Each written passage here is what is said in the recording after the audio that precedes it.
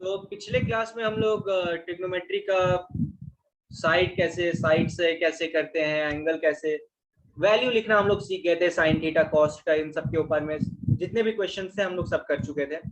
तो आज जो हमारा नया टॉपिक स्टार्ट हो रहा है वो है trigonometry ratios of some particular angle, जिसमें हम लोग बेसिकली बात करेंगे 0 का, 30 का, 45 का, 60 का और 90 का। 10th के लेवल तक सिर्फ इतना ही जानना है, आगे के जानने की जरूरत नहीं है।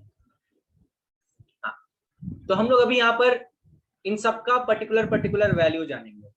अगर हम कहते हैं कि एंगल ए हमारा 45 डिग्री है, इसका मतलब ये भी 45 डिग्री होगा, क्योंकि ये तो 90 डिग्री है, कंपलसरी दिया हुआ है। 45 45 90, ये ट्राइंगल का प्रॉपर्टी सेटिस्फाइड हो गया। यानी ये ट्राइंगल ए बी सी क्या है, राइट एंगल आइसोसेलेस ट्राइंगल, यानी ये साइड और ये साइड क्या होगा, बराबर होगा। अगर हम इसको ए मानते हैं तो ये भी ए, तो पाइथागोरस थ्योरम से लगा के ए स्क्वायर प्लस ए स्क्वायर का अंडर रूट क्या दे देगा हम लोग को, √2a, जो क्या दे देगा हम लोग को, हाइपोटेन्यूज दे देगा। अब हम यहाँ से नॉर्मल जो वैल्यू होता है, जैसे साइन थीटा क्या हुआ, परपेंडिकुलर क्या है ए के लिए, साइन ए का बात कर रहे हैं, तो क्या है यहाँ पर परपेंडिकुलर ए के लिए, ए है बी सी, और हाइपोटेन्यूज क्या है, √2a, तो 1/√2 हम लोग का साइन ए आ गया। वैसे ही टैन निकाल लेंगे, सेक निकाल लेंगे, कॉस निकाल लेंगे और कोसेक निकाल लेंगे और कॉट निकाल लेंगे। ठीक है, 60 के लिए क्या होगा, 60 और 30 के लिए क्या होता है, इक्विलेटरल ट्रायंगल बनाते हैं और वहां से बीच से परपेंडिकुलर ड्रॉ करते हैं। इक्विलेटरल ट्रायंगल का प्रॉपर्टी क्या है हम लोग का, कि अगर परपेंडिकुलर लाइन वर्टेक्स से ड्रॉ किया जाए तो वो बेस को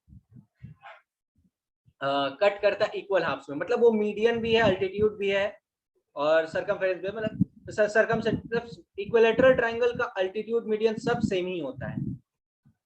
पता है ये बात, कॉमन प्रॉपर्टी ऑफ ट्रायंगल से क्लास 9 में पढ़े होगे। तो इसमें क्या करेंगे, तो ये 60 डिग्री है तो इसको भी बाइसेक्ट करेगा, एंगल बाइसेक्ट 30 डिग्री बना देगा, और ये 60 डिग्री दिया हुआ है, 60 30 और ये 90, तो फिर ये एक ट्रायंगल हो गया। तो कॉस भी यहां से क्या होगा, इक्विलेटरल ट्रायंगल है, सब लेंथ को हम 2a माने हैं, ए में भी मान सकते हैं, फिर यहाँ पर a/2 करना होगा, उसी को अवॉइड करने के लिए 2a माने हैं। तो कॉस भी क्या हो सकता है यहाँ से, बेस क्या हो गया, BD का मतलब क्या है, a, और हाइपोटेन्यूज क्या है,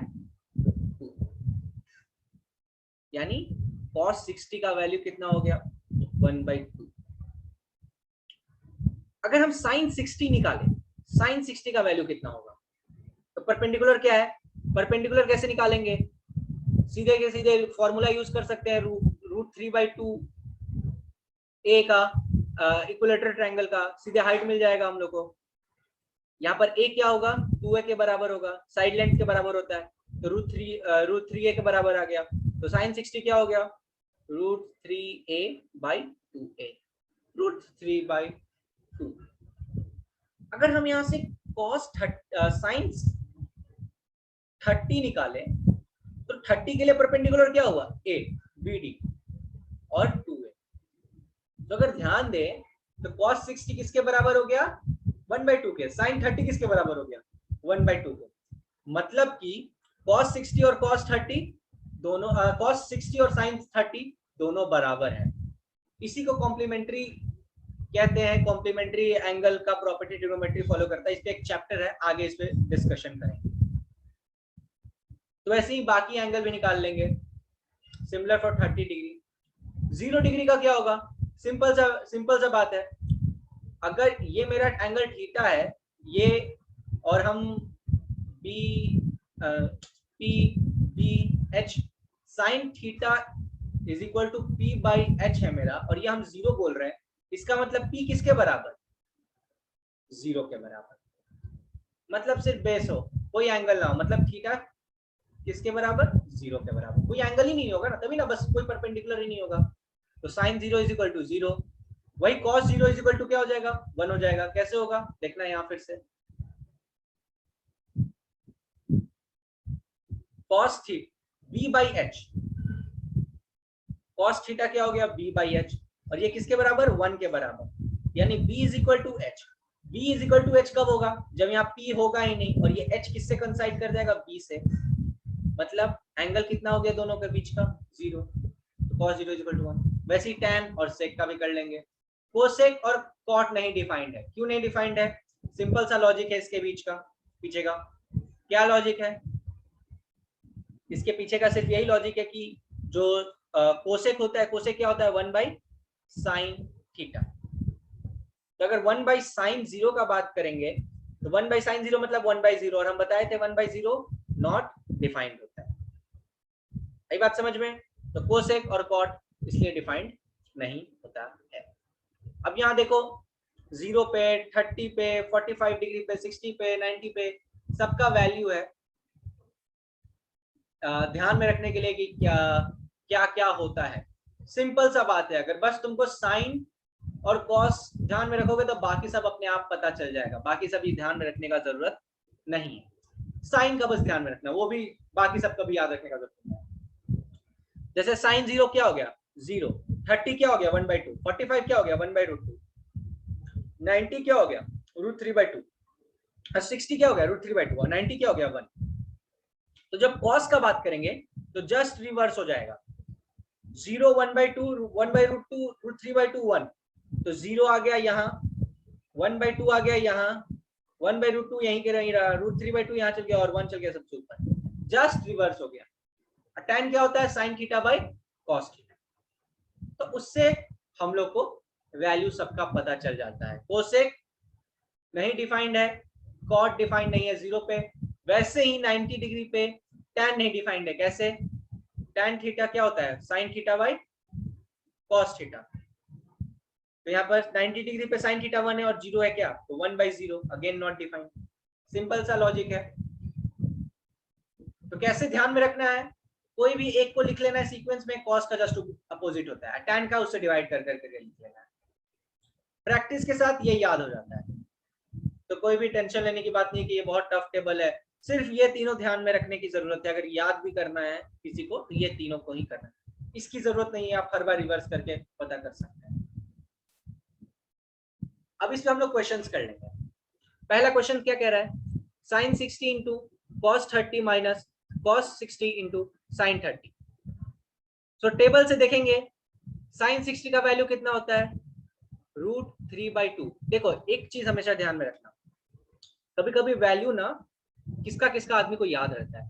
जैसे साइन थीटा का ना वैल्यू जो है ना बहुत कमाल का है, थीटा इज इक्वल टू 0 पे 0, थीटा इज इक्वल टू 0 पे 0, 90 पे 1, 45 पे 1/2, बचा 30 और 60। तो साइन थीटा हमेशा बढ़ता है, हमेशा मतलब हमेशा इंक्रीज करेगा, इसीलिए उसको इंक्रीजिंग फंक्शन भी कहते हैं।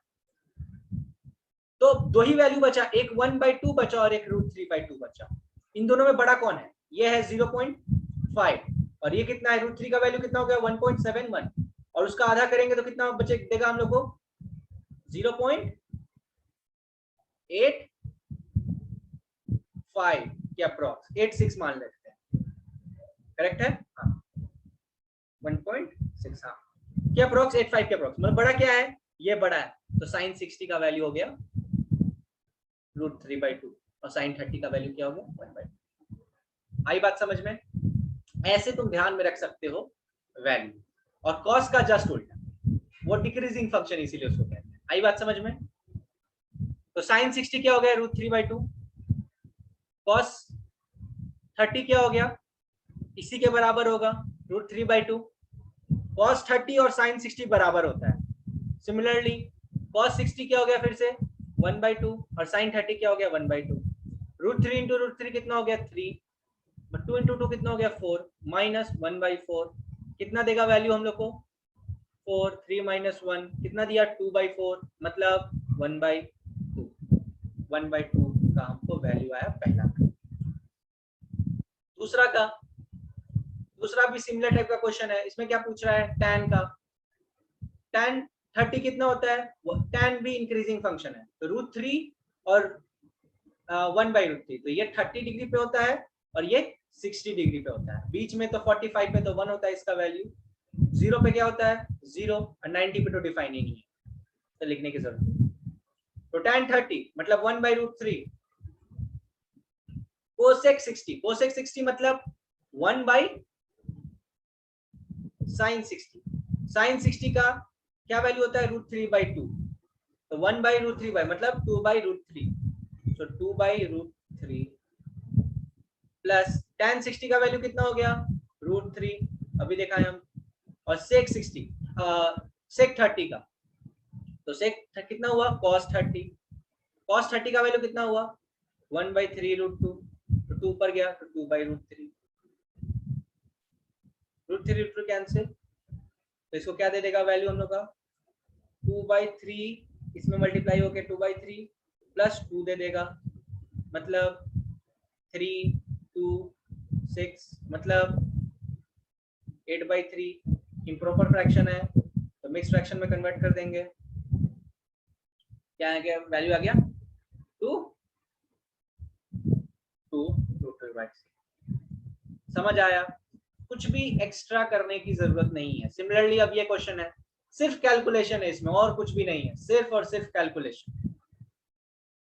अब जैसे ये क्वेश्चन है sin 30 का वैल्यू क्या होगा 1/2 का होल स्क्वायर, सिमिलरली cos √45 का 1/√2 का होल स्क्वायर प्लस 4 tan 30 का वैल्यू क्या होता है 1/√3 का whole square plus 1/2 tan sin square 90 का क्या हो गया 1 हो गया तो into 1 plus 1/8 cot square 60, cot square 60 मतलब tan 1/tan, यानी tan का वैल्यू होता है √3 तो cot का वैल्यू क्या हो गया 1/√3 का होल स्क्वायर, इसको वैल्यू पुट करना है आंसर आ जाएगा। सिंपल सा कैलकुलेशन है इसमें और कुछ नहीं है। अगला क्वेश्चन भी वैसा ही है, ट्राई कर लेना है और यहाँ पर जो दिया हुआ आंसर है पॉज करके मैच कर लेना है आंसर, एक का 2 आएगा और एक का 9 आएगा। अगला क्वेश्चन भी सिमिलर टाइप का ही है, cos 60 का वैल्यू कितना हो गया 1/2 हो गया 1/2 हो गया, cos 30 का कितना हो गया √3/2 हो गया, तो sin 60 का वैल्यू कितना हो गया √3/2 हो गया और sin 30 का 1/2 हो गया। किसके बारे ये √3/4 माइनस √3/4 0 आ गया, और cos 90 का वैल्यू क्या होता है 0 ही होता है, so 0 is equal to 0, LHS is equal to RHS, hence prove. आई बात समझ में? सिमिलरली सेकेंड वाला खुद से ट्राई करना है, थर्ड वाला हम बताते हैं। थर्ड में क्या करना है tan 60 tan 30 1 बाई, तो LHS क्या है हमारा tan 60 माइनस tan 30, tan 60 का वैल्यू क्या होता है √3, tan 30 का वैल्यू क्या होता है 1/√3, 1 प्लस tan 60 का वैल्यू क्या हो गया √3, tan 30 का 1/√3, कट गया फिर से, और यहाँ से एलसीएम लेंगे तो ऊपर कितना जाएगा 3 माइनस 1 यानी 2 बचेगा, यानी 2/√3 बचेगा, नीचे 2 बचेगा, करेक्ट है। सो 2/√3 इंटू 2 से 2 गया 1/√3 बचा, और tan 30 का वैल्यू कितना होता है 1/√3 होता है, तो फिर से LHS is equal to RHS, hence prove. नई बात समझ में?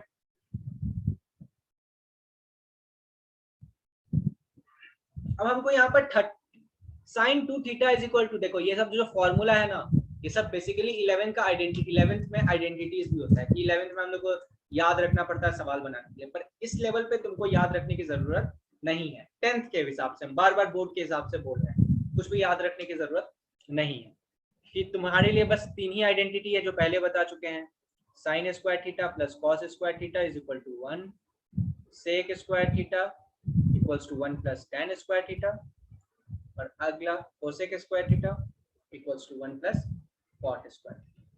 आई बात समझ में? बढ़िया, चलो अब हम लोग बात करते हैं इस पर्टिकुलर क्वेश्चन। तो हमको प्रूव करना है कि थीटा को अगर 30 डिग्री रखेंगे तो sin 2 थीटा ये होगा। तो सबसे पहले LHS लिखते हैं, LHS क्या हमारा sin 2 थीटा, मतलब sin 2 इंटू हमारा एंगल क्या है 30 डिग्री, मतलब कि sin 60 डिग्री, sin 60 का वैल्यू कितना होता है √3/2, तो हमारा LHS आ गया √3/2। RHS क्या है? 2 sin थीटा cos थीटा। तो 2 इंटू साइन 30 कितना होता है? 1/2 होता है। और cos 30 कितना होता है? √3/2 होता है। तो 2 से 2 गया तो √3/2 ये भी आ गया और ये हमारा RHS है और दोनों क्या है? बराबर। So LHS is equal to RHS, hence verified. ये हमारा पहला क्वेश्चन हुआ। दूसरा क्वेश्चन में क्या करना है हम लोग को? सेम cos 2 थीटा यहाँ दिया हुआ है sin 2 थीटा की जगह, है ना? पहला में जैसे sin 2 थीटा दिया हुआ था, क्या करेंगे? Same process, cos 2 into 30 degree, तो क्या बचा? cos 60, correct? cos 60 का वैल्यू 1/2। RHS क्या है हमारा? पहला RHS 2 cos square theta minus 1, मतलब 2 इंटू cos 30। cos 30 कितना होता है? √3/2। तो √3/2 का होल स्क्वायर माइनस 1, मतलब 2 इंटू 3/4 माइनस 1, करेक्ट? यहाँ 2 बचा, तो 3/2 माइनस 1 कितना बचा? 1/2, यानी LHS is equal to RHS। पहला से। दूसरा से क्या होगा? 1 minus 2 into sine square. Sine square theta क्या है? साइन कितना निकालना है हम लोग को? साइन 30। साइन 30 कितना होता है? 1/2 का होल स्क्वायर, कितना बचा? 1 माइनस 2 इंटू 1/4, फिर से बचा कितना? 1/2। तो LHS is equal to RHS। तो इससे हम लोग प्रूफ कर दिए कि तीनों के तीनों क्या हमारा बराबर है। अब आगे आते हैं तीसरे वाले क्वेश्चन पे। तीसरा वाला क्वेश्चन कहता है tan 2 थीटा का वैल्यू ये है 30 डिग्री पे। tan 60 हो जाएगा फिर से। tan 60 का वैल्यू क्या होता है? √3। तो हमारा LHS यही है। और RHS क्या है हमारा? 2 tan थीटा। 2 tan थीटा मतलब tan 30 by 1 minus tan square 30, correct है? तो 2 इंटू tan 30 1/√3 हुआ। 1 माइनस 1/√3 का होल स्क्वायर मतलब 1/3 बचेगा, करेक्ट है? 2/√3 ऊपर आया और नीचे क्या आएगा? 3 माइनस 1 मतलब 2/3। तो बेसिकली क्या मिलेगा हम लोग को? 2/√3 इंटू 2 इंटू 3, 2 से 2 गया, √3 से इसको बना देगा √3 और ये हमारे RHS है। और फिर से LHS is equal to RHS आ जाएगा और आंसर हमारा वेरीफाइड। सिमिलरली ये भी आइडेंटिटी है जो 11th में पढ़ना है, 11th में याद रखना है हम लोग को। अभी इसको प्रूफ करेंगे फिर से 30 डिग्री पे। 30 पे पुट करेंगे तो ये कितना बनेगा? sin 90 बनेगा। sin 90 का वैल्यू क्या होता है? 1 होता है। तो LHS हमारा 1 हो गया। 3 into sine theta. Sine theta का वैल्यू कितना होता है? 1/2, करेक्ट है? तो 3/2 माइनस 4 इंटू 1/2 का होल क्यूब, तो कितना बचा? 3/2 माइनस 4 इंटू 1/8, 2, फिर से 1 आया। तो LHS is equal to RHS। Similarly कोशिश कर लेना है cos 3 थीटा को प्रूव करने का। और कोई ओलंपियाड की तैयारी कर रहा है तो ये सब आइडेंटिटी जो यहाँ लिखा हुआ है एग्जांपल 4 और 5 में, ये सबको याद रखने की जरूरत है। प्रूफ अभी नहीं भी जानोगे तो कोई बात नहीं है, पर ये आइडेंटिटी याद रखने की जरूरत है। ये भी एग्जांपल 6 भी आइडेंटिटी है, इसको भी याद रख सकते हैं ओलंपियाड वाले। ये भी 11th में बहुत इंपॉर्टेंट आइडेंटिटी है। 10th के लिए कुछ भी याद रखने की जरूरत नहीं है, सिर्फ वैल्यू पुट करके निकालना है। a is equal to 60, b is equal to 30, तो sin 60 माइनस 30, करेक्ट है? किसके बराबर आया? sin 30 के बराबर आया। वैल्यू कितना आया? 1/2 के बराबर आया।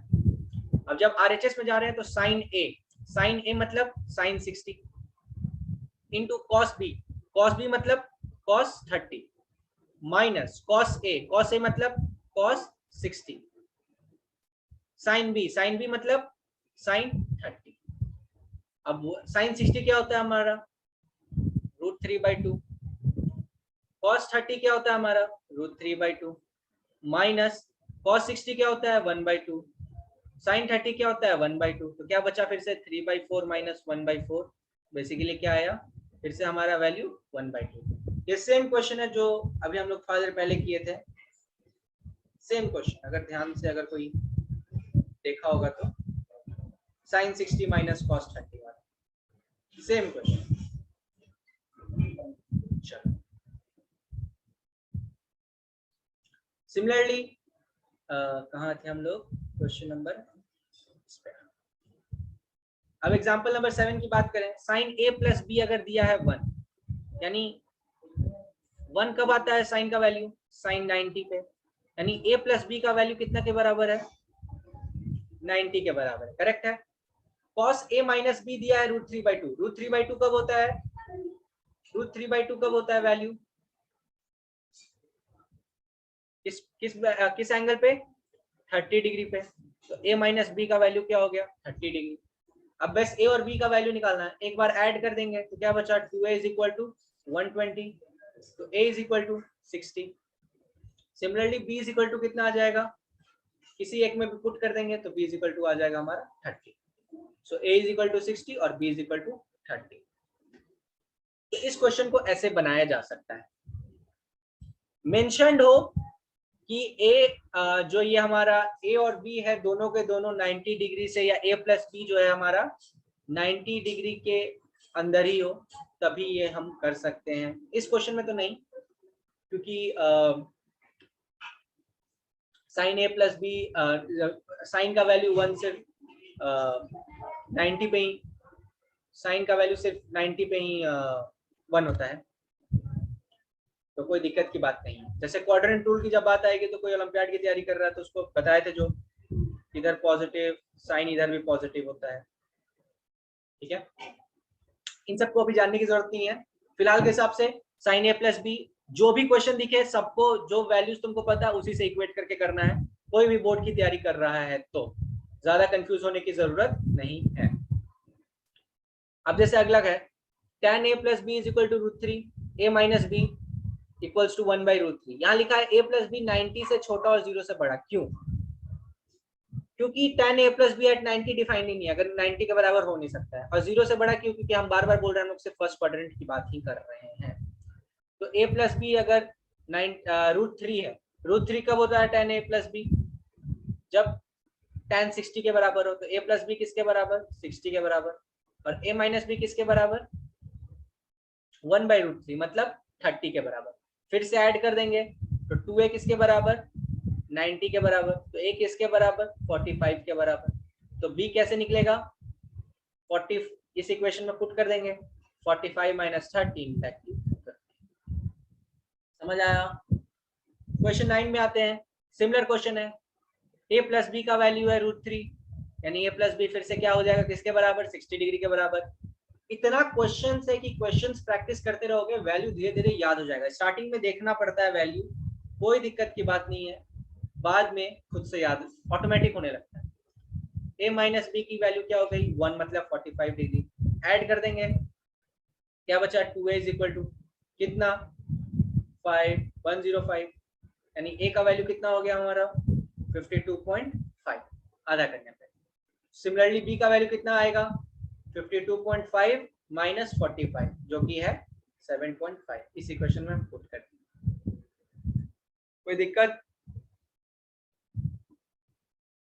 क्वेश्चन नंबर 10 पे आते हैं। क्वेश्चन नंबर 10 क्या कहता है हमारा, in adjoining figure triangle ABC is a right angle triangle at B if angle A is equal to 30 degree, AB is equal to 9 centimetre, find BC and AC। तो ये 30 centimetre दिया हुआ है, ये 9 सेंटीमीटर दिया है, तो बेसिकली ये क्या है, जो पिछला क्वेश्चन था काइंड ऑफ, जो पिछला चैप्टर में हम लोग क्वेश्चन कर रहे थे काइंड ऑफ उसी का है। तो हमको निकालना क्या है, ए बी दिया हुआ है 9 सेंटीमीटर, एंगल दिया हुआ है, तो कोई भी एक वैल्यू ले लेंगे, जैसे हम sin 30 ली, तो क्या बचा यहाँ पर, परपेंडिकुलर बाय हाइपोटेन्यूज, तो परपेंडिकुलर और हाइपोटेन्यूज, तो दोनों में से हम लोग को कुछ नहीं मालूम, तो sin 30 लेना वेस्ट। लेकिन अगर हम cos 30 लेते हैं तो क्या बचा, बेस बाय हाइपोटेन्यूज, करेक्ट है।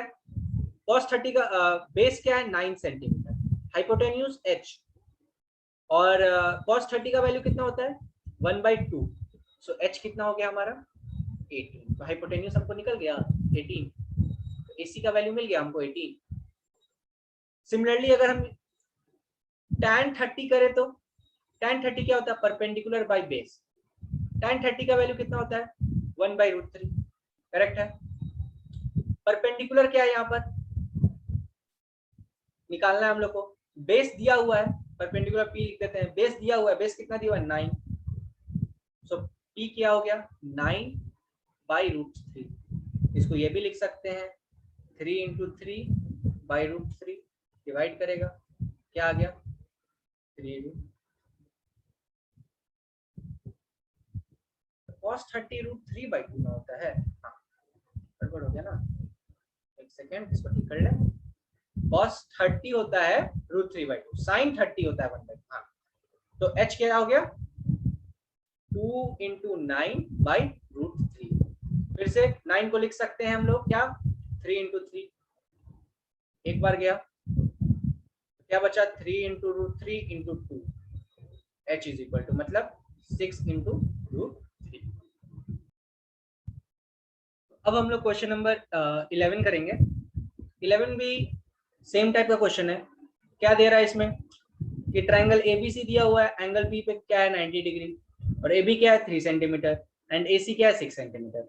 एंगल ए और एंगल सी निकालना है।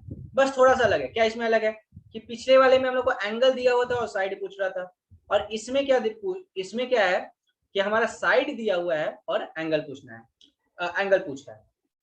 तो अगर हम अब देखो ये बेस है हमारा और ये हाइपोटेन्यूज है, बेस और हाइपोटेन्यूज से कौन सा एंगल निकलता है, कॉस निकलता है, बिल्कुल सही बात है। तो कॉस ए क्या हो गया हमारा 3/6, करेक्ट है। अब अगर एंगल सी के लिए ये परपेंडिकुलर है और ये हाइपोटेन्यूज है, तो उस परपेंडिकुलर से क्या निकलता है, हाँ सही बात है, इससे साइन निकलता है। तो फिर से 3/6, तो क्या बचा cos a is equal to क्या आया 1/2, मतलब कि एंगल ए क्या होगा हमारा cos a is equal to 1/2, मतलब a क्या हो गया हमारा 60 डिग्री। 60 डिग्री पे cos का वैल्यू क्या होता है 1/2। सिमिलरली 1/2 आया sin c का भी वैल्यू, c का वैल्यू क्या होगा 30 डिग्री पे sin c क्या होता है 1/2 के बराबर है। तो एंगल ए हो गया 60 डिग्री और एंगल सी हो गया 30 डिग्री। सही बात है, 30 + 60 90, 90 + 90 180। ट्रायंगल का प्रॉपर्टीज एंगल प्रॉपर्टी भी जस्टिफाइड है, कोई दिक्कत नहीं। चलो अगले क्वेश्चन में आ जाते हैं। अगला क्वेश्चन क्या है कि हम लोग को 6x = sec थीटा दिया हुआ है, 6/x = tan थीटा दिया हुआ है। वैल्यू फाइंड करना है x² - 1/x²। देखो इसको फाइंड करने का ना, अगर कोई बच्चा अच्छा है तो वो आइडेंटिटीज का यूज करके बना सकता है, लेकिन जनरल तरीका क्या है ना कि x के जगह वैल्यू पुट कर दो, उससे भी तुम्हारा वैल्यू आंसर आ जाएगा, तो कोई दिक्कत की बात नहीं है। क्या होगा, कैसे होगा सोचो। यहाँ पहला से इक्वेशन में से x हमारा क्या होगा sec θ/6, करेक्ट है। और दूसरा से x का वैल्यू क्या होगा हमारा tan θ/,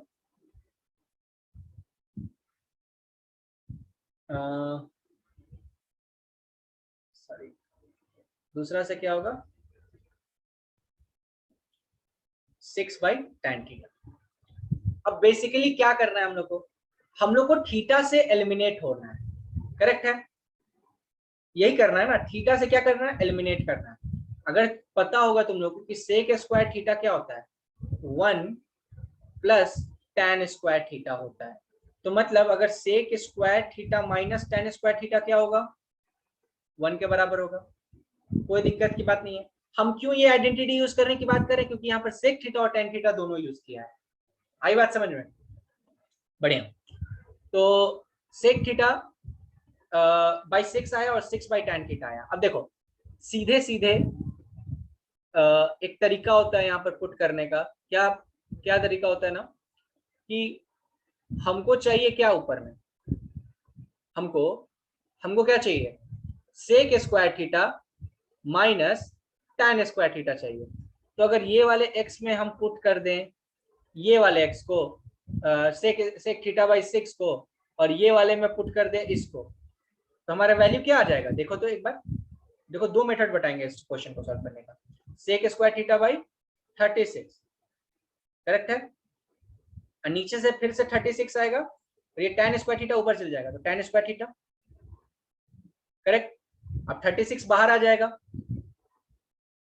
9 के साथ 9 पहले से है ना, सेक स्क्वायर थीटा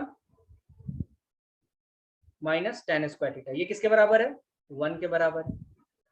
तो आंसर 1/4 हो गया। दूसरा तरीका क्या है कि हम सीधे सीधे सबको थीटा के थीटा के तरीके में लिखेंगे। क्या कैसे लिखेंगे समझने की जरूरत है।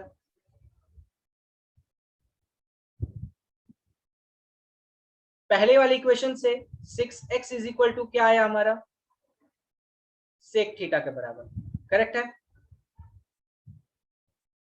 सेक थीटा के बराबर। दूसरे वाले से क्या आया हमारा, 6/x is equal to tan theta के बराबर आ गया। हम इक्वेशन क्या जानते हैं, sec square theta minus tan square theta 1 होता है, तो sec square theta minus tan square theta कर दिए इक्वल्स टू 6x का होल स्क्वायर माइनस 6/x का होल स्क्वायर। कितना बचा, बाहर आ गया 36, x square minus 1/x square यहाँ बचा और ये 1 के बराबर। तो इसको क्या लिख सकते हैं, x square minus 1/x square is equal to 1/36। और हमको लेकिन वैल्यू किसका पता करना है, 9 इंटू ये, तो दोनों तरफ 9 से मल्टीप्लाई कर देंगे, तो क्या आ गया आंसर 1/4। तो कोई भी तरीका से करो फर्क नहीं पड़ता है, बस कॉन्सेप्ट पता होना चाहिए कैसे करना है अप्रोच, ये सब तुमको क्लियर होना चाहिए कि सेक थीटा क्या होता है, tan थीटा क्या होता है, आइडेंटिटी ध्यान में होना चाहिए और क्वेश्चन बन जाएगा। तो आज की सभा यही समाप्त करते हैं हम लोग, और इसके साथ एक्सरसाइज 11 भी अब तुम लोग बना सकते हो। नेक्स्ट डे जो हम लोग का स्टार्ट होगा वो सबसे मतलब छोटा सा टॉपिक है, कॉम्प्लीमेंट्री एंगल, जो हम अभी बताएं कि नेक्स्ट चैप्टर में स्टार्ट होगा कि sin 60 और cos 30 क्यों बराबर होता है। उसका रीजन चाहते तो इसमें भी बता सकते हैं, और वो ना भी बताए तो कोई दिक्कत नहीं है, वो लोग खुद से देख के समझ सकते हैं क्यों। पर चैप्टर दिया है तो जरूर अगले लेक्चर में इसी के बारे में डिस्कशन करेंगे। अगर कोई बच्चा को कोई प्रॉब्लम है तो हमारे टेलीग्राम चैनल पे टेक्स्ट नीचे करके बता देगा। वीडियो जरूरी नहीं है कि तुम अभी देख रहे हो या 6 महीने या 7 महीने या 10 महीने या 1 साल बाद देख रहे हो, जब भी दिक्कत हो टेलीग्राम पे डाल देना, जितना जल्दी हो सके हम लोग कोशिश करेंगे रिप्लाई करने का, ठीक है। तो मिलते हैं नेक्स्ट लेक्चर में, पढ़ते रहो, मजा करते रहो, चलो बाय।